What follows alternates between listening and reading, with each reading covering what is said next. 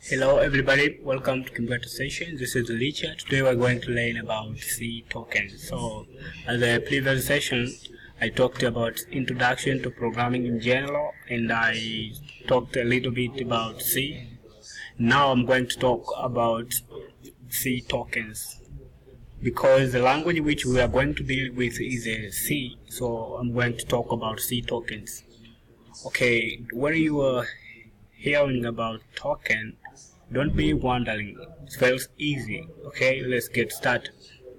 Tunavyosema C tokens tunamaanisha nini? Ni vile vitu ambavyo vinatumika katika kutengeneza program iliyoandikwa kwa language ya C, au tunasema, kama tukisema kwa Kiingereza tunasema C tokens are the building blocks or building elements of a C program. Kwa tunavyosema tokens, shangae sana kwamba ni vijenzi vya lugha ambayo kwa hapa ndo tunasema lugha yetu ambayo nini ni C programming language. Na hivi vijenzi vya lugha vipo vya aina nyingi sana. Vipo ambavyo tunaviita identifiers, ambavyo tunaviita keywords, vingine tunaviita kuna operators, nyingine symbols, nyingine constants. Umeona? Kwa sasa tunavyokuja kuongelea hizo keywords, tunavyokuja kuongelea identifiers, tunavyokuja kuongelea constants, tunavyokuja kuongelea strings, tunavyoongelea special symbols na operators, hizo zote ni tokens. Tunavyosema keywords, kutakuwa katika programu yetu tunavyoandika kuna maneno ambayo yako reserved, au maneno yale ambayo yako toka wakati huo programu inatengenezwa. I mean hii C language inatengenezwa kwamba yametunzwa sehemu, yale tunaita keywords. Utakutana na neno kama int au utakutana na neno kama while. Hiyo ni mifano tu, lakini kuna maneno mengi sana ambayo yako reserved. Pia kuna vitu identifiers. Hizi always ni names ambazo sisi tunaamua tuikipe kitu fulani. Let's say tuna function tunaita name. Let's say tuna variable tunaipa name, umeona?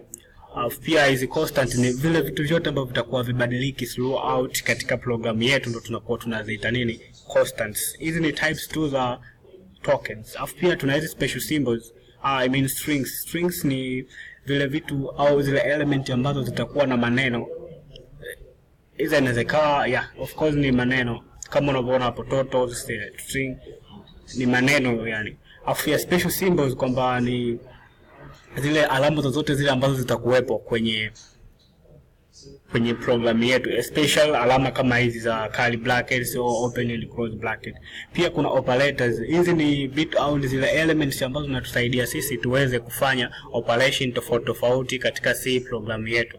Umeona? Kwa sasa tukishajua aina hizo na nini maana ya tokens na tokens za aina gani zinapatikana katika program, kwa kitu cha kwanza ambacho inabidi tujue tena baada ya hapa, vitu vifuatavyo ni vya msingi sana pale ambapo unahitaji kujua kuhusiana na C program au C language. Lakini kabla ya hapo, basi ngoja niwaonyeshe mifano ya hizi types za tokens ambazo nimeziongelea ambazo zipo katika program. Kwa mfano, this is a set of a sample of a C program ambayo kama syntax nilivyowaambia hapa tu sija include ile library, but hii ni syntax kamili, syntax ya C program kuanzia hapa hivyo hadi hapa, hadi hapa, right? Hii ni C program ambayo inajumlisha data mbili, unaona, afu inakuja na print the total. Kwa sasa hapa tunachosema zile tokens ambazo ni kwa types za tokens ambazo nimeziongelea. Unavyoona hii int tulisema pale ni nini? Ni keywords, right? Kwamba hii ni special equal reserved. Pia tunavyosema x y, hizi ni identifiers kwamba ziko named. Hizi ni wewe mwenyewe tu unaamua. Utaelewa zaidi utakapokuwa tunaendelea kuandika program. Pia sasa hapa kuna kitu kinaitwa this is a, kuna total, this is the identifier. Pia tuna main identifier. You can see these things are all identifiers. Most of this here identifiers, keywords. This one is a constant. This is operator. Okay, and all of these things, this is a keyword because it's reserved for the okay, hope you have understood. all of these are the tokens. So this is a program that have been built by a combination of several tokens of different types. So then, by knowing that, we have something very important to know in C language. We have something called data types. Kwa tunapokuwa tunaongelea kuhusiana na C program, lazima tujue vitu ambavyo vinaitwa data types. Tunaposema data types tunamaanisha nini? Data types ni property ya, niseme format ya memory ambayo inatumika kustore data fulani. Ni tabia au niseme format. Use the word format. Kwa ukisikia data type means format ya memory. Tunaposema format, just understand like by saying format ya ile memory ambayo inatunza data fulani. Sababu tunapotengeneza program, kitu kinachotumika sana sana ni memory. Memory kitu chochote kinachobe displayed kinachukuliwa kutoka kwenye memory, kitu chochote kinachoingizwa kinapelekwa kwenye memory. Kwa hiyo sasa lazima tujue what is the meaning of data type. Kwa data type ni format ya zile data ambazo tunaziingiza kwenye memory husika. Kwa hiyo sasa unaweza ukaona kwamba we have several types of data types. Kuna data types ambazo ni integers, ambazo hizi sasa tunaposema data type, nimesema format ya data ambazo ni format ya data. Tunaposema data ni vile vitu, ni zile input ambazo tunaziingiza, sawa? Let's say program tunataka tuingize vitu fulani hivi. Kwa hiyo vitu tunazoziingiza ni data. Kwa hiyo data types maana yake data format. Umeona? Kwa hizi kuna format kama 4 hivi za msingi. Kuna format ya kwanza tunasema ni integers. Hizo integer maana yake nini? Zenyewe zinachukua format au zina represent ile memory ambayo ina store data ambazo ni numbers zisizokuwa na desimali. Keyword yake mara nyingi inayotumika ni int kama inavyoonyeshwa hapa kwenye screen. Pia tuna data type nyingine au data format tunaita float. Hii float ina store au sema ina represent memory ambayo ina give format kwa memory ambayo yenyewe ina decimals ambazo zinakuwa less than 6. I mean zile decimal digits ambazo zinakuwa after decimals zinakuwa less than 6. Afu pia tuna data type nyingine ambayo ni character. Hiyo float keyword inayotumika ni float, kama float tunaandika tu float. Umeona? Kwa hiyo sasa tukija kwenye char, hii ni data type ambayo ina row nikisema maneno words. Kwa hiyo unapotaka kuingiza maneno kwenye program yako lazima utumie hiyo char. Hii inatumika kwa neno moja char, lakini yanapokuwa mengi tunatumia kama ni string, lakini bado data type format yake inakuwa ni char. Sema tu kuna vitu vinabadilika, utajifunza huko mbele. Pia tuna data type nyingine ambayo ni double. Hii double tunasema ni sawa tu na float, tofauti yake ni nini? Digits zile after decimal zinaweza zikawa more than 6 na lakini zikiwa zinaishia ngapi? 10. Kwa basi hizo ni data types ambazo ni format, vitu vya msingi sana ambavyo inabidi ujue. Pia vitu vingine ambavyo inabidi tuongelee ni vitu vinaitwa variable. Kama nilivyosema, tunapoongelea program tunaongelea about memory space. Kwamba tunadili na memory kwa sababu data zinazoingia zinapelekwa kwenye memory, data zinazotoka zinatolewa kwenye memory. Kwa hiyo tunaposema variable, ukisikia neno variable maana yake ni memory space. Kwa memory space kivipi? Memory ile ambayo tunatunza data au ile memory ambayo tunatoa data inaitwa variable.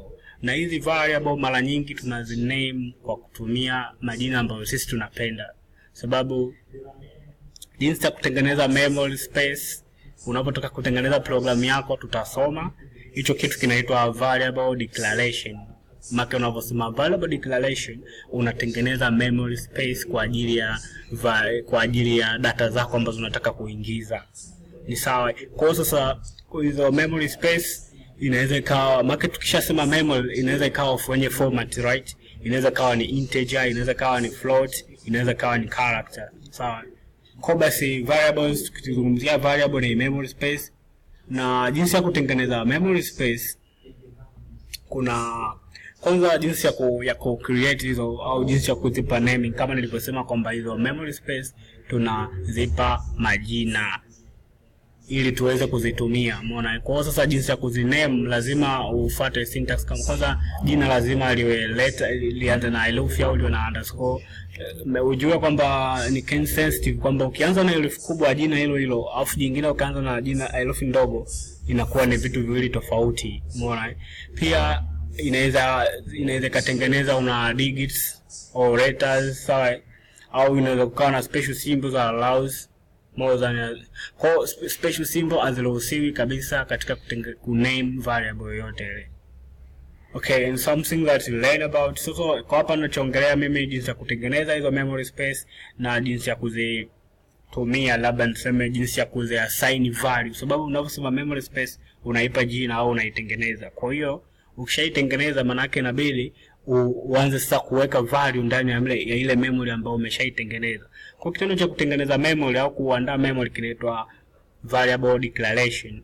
Afu kitendo cha kutumia au kusema kuassign memory, kuassign data kwenye memory fulani tunaita initialization. Kwa sasa hivyo vitu kuna syntax ya kufanya hivyo vitu. Tunavyo declare, let's say, let me show you okay, ninapozungumzia kutengeneza memory space maana yake, let's say we have followed all steps. Now we want to create our memory space. Let's say tunataka tutengeneze memory space ambayo type yake ni integer, afu tunataka niipe jina hiyo memory space inaitwa demo. Okay, naandika int, that's a keyword, demo terminator. Niliwaambia tutasoma kuchini semicolon is a terminator of any C statement. Kwa nikishaandika hivi computer hapo inakuwa ishaelewa kwamba itengeneze memory space ambayo inaitwa demo, ambayo format yake ni integer. Kwamba inamaanisha nini? Hii demo itapokea data type ambazo ni nini? Ni of digits, kwamba namba ambazo zitakuwa ni sio hazina decimals. Kwa hiyo nikitaka labda nitengeneze tena memory space ambayo ni float, nitaandika float, afu let's say naipa jina lolote lile, naipa let's say test, afu nafunga hivyo. Kwa maana yake hapa nini? Nimetengeneza memory space ambayo jina lake ni test, afu format yake ni float. Kwa computer ukiandika tu hivi inakuwa imeshakuelewa, yani umeshaongea nayo kwamba itengeneze hiyo memory space. Sasa nataka nifanye ni put, let's say ni assign katika memory space ambayo inaitwa demo, niweke namba 10 labda ambayo ni digits, ndio hivyo. Kwa hiyo nataka uandike demo, una assign 10, unaweka 10 afu unafunga. Kwa hapa umefanya nini? Initialization. Ndio hiyo kitendo tulisema initialization. Mfano hapo umenielewa sana, nimeeleweka vizuri. Kwa sasa process ya kutengeneza memory space na ku-identify data format inaitwa variable declaration. Afu pia kuassign value katika ile memory space uliyotengeneza inaitwa variable initialization. Okay, then kwa hiyo tunaendelea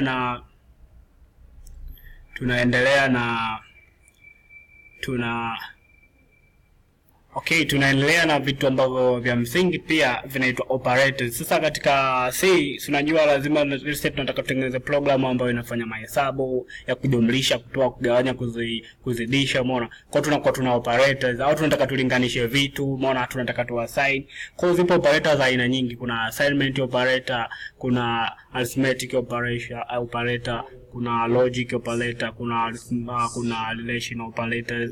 Kwa viko operators aina nyingi, kila operator ina kazi yake. Nadhani tutakapokuwa tunatengeneza program tutaweza kuelewa zaidi kuhusiana na hizo operators. Ziko operators ambazo zinatusaidia kuweza kujumlisha namba, zinaweza kusaidia ku make logical. Kwa mfano kama hapo tutakuwa kuna hizi arithmetic zinatusaidia kufanya kujumlisha, kutoa, assignment kuassign value, relation kulinganisha vitu, sawa. Kwa hiyo unaweza kaona logical zinatusaidia sisi kufanya decision katika logical conditions, na tupa some case kama zipo kama ni logical. Pia hapo nadhani kwenye operators panaeleweka hapo. Tutafanya demonstration ya hivyo vitu tutakapokuwa tunafanya programming ya jinsi ya kutengeneza. Kwa sasa hapa pia tuna vitu vinaitwa constant. Hivi ni vitu ambavyo havibadiliki kabisa. Constant ni kama tu una declare variable ambayo iko constant. Let's say unasema int, let's say demo, sawa, na kama nilivyoandika hapa kwamba hiyo ni constant. This is a constant. Okay, let's see the last thing that's very important. If you have understood all this about tokens, these are sample questions you have to understand. You should create a C program that display on the screen my first program. You should create a C program that tells the user to enter the number and then to display.